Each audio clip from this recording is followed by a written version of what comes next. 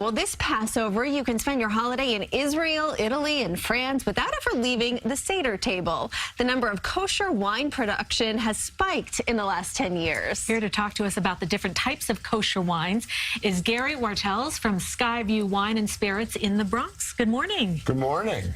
How are you? Nice to see you. Now, tell us about what is the difference with kosher wine than your other wines? So there's really three things that make a kosher wine kosher. There's actually no difference in terms of the wine itself. It just has to do with the spirituality and the production of the wine.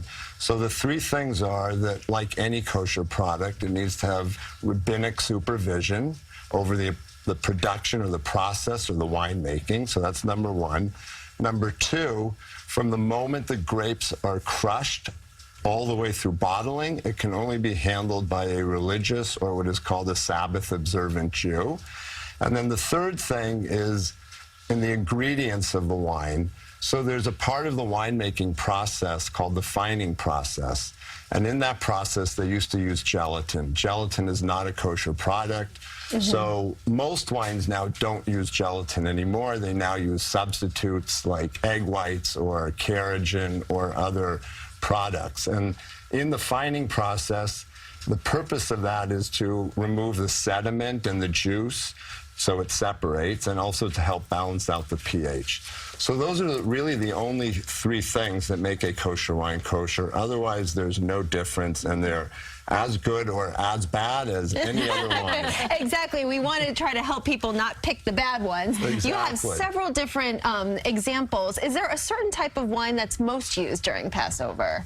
Well, of course, the red wine, right? Of course, you would always start out with like Kedem or Manischewitz. That's sort of the old traditional sacramental wine.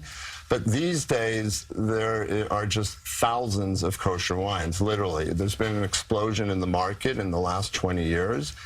And you now have kosher wines. I brought an example. This one, for example, is $110 The one all the way there on the end, right? The next one is actually made by the basketball player Amari Stoudemire this year. The one with the red top right there. It's hugely popular and an amazing wine. He's Jewish, you said. He is Jewish. And the next one is a traditional wine by the Herzog family, representing their lineage and their history. They are one of the oldest kosher winemakers in the world. Next is a Chianti, an excellent Chianti. I have a white Chardonnay from Israel. I have a Viognier from Israel. We have a Chablis. And then a South African Sauvignon Blanc, and then a wonderful French rosé. And then I've poured for us a rosé from Israel. So as you can see, kosher wines are not just from Israel. As a matter of fact, only about half the wines made in Israel are actually kosher. You have to go through a whole process to become kosher, and many wineries don't do it. But from around the world, you have wines in every country, from California to New Zealand, France, Italy. So the taste is no different. You wouldn't be able to pick up a wine and say, oh, that's a kosher wine. You would not.